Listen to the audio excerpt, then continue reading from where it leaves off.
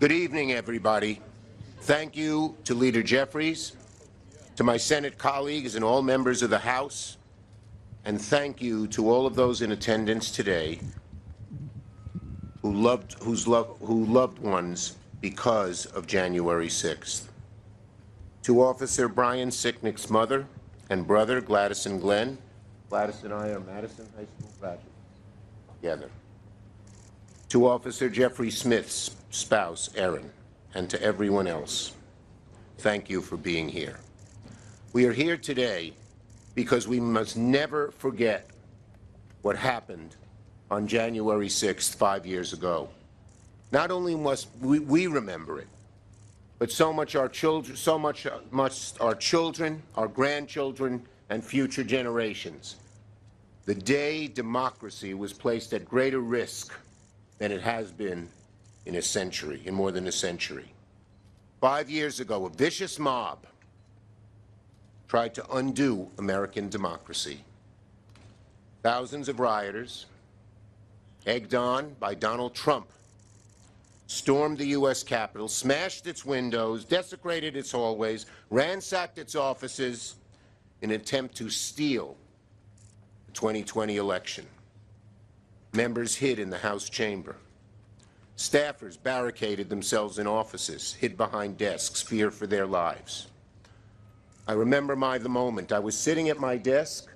I had just become a putative majority leader because we had won the election the night before, and I'm sitting there feeling, wow. And all of a sudden, I feel an hand, grab my collar. Never forget that feel. My brave Capitol Police officer, Mike Lazinski, said, "Senator, we got to get out of here. You're in danger." And I looked up at the podium and I saw Pence being rushed off the platform.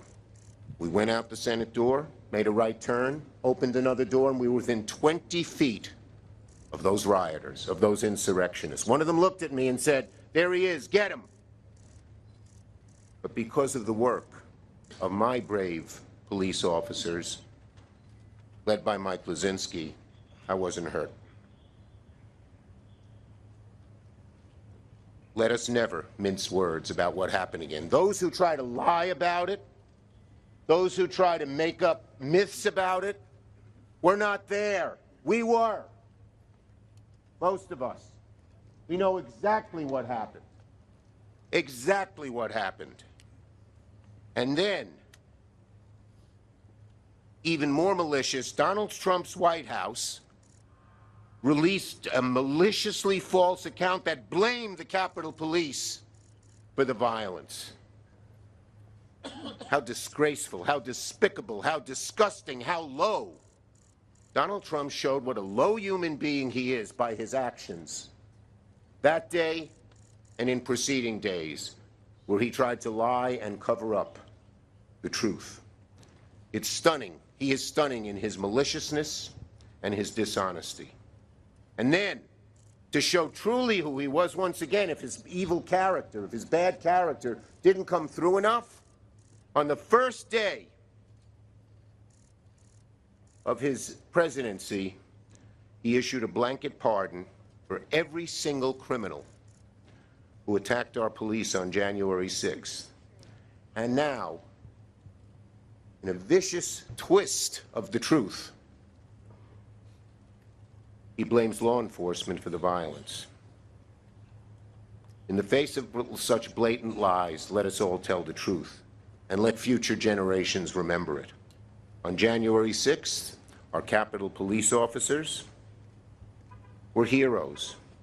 Our D.C. police were heroes. Our law enforcement, who protected this building, protected lives, protected democracy, were our true heroes, and to them, personified by the Sicknick and Smith families, we say thank you. You are the great Americans.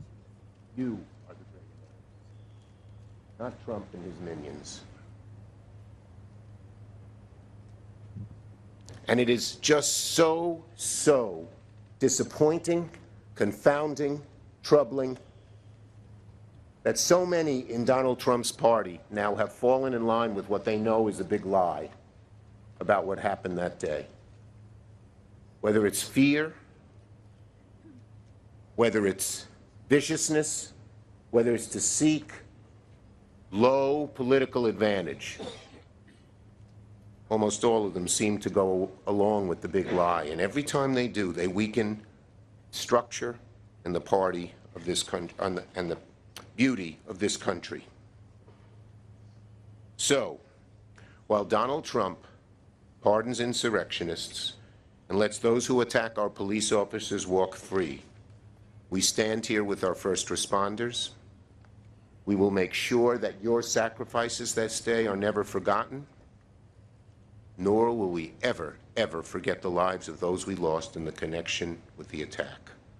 We pray for all our deceased responders, our first responders, and our families. And in conclusion, let us remember the attack of January 6th is not over.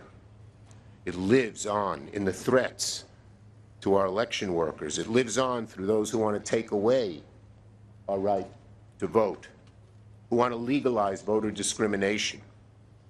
We must never, never, never stop fighting for this beautiful democracy, which January 6th showed us is more fragile than we ever imagined.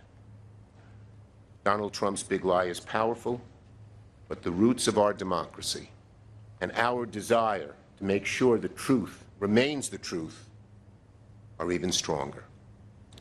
Perseverance of the American people is greater. So God bless our first responders. God bless America, this great arsenal of democracy.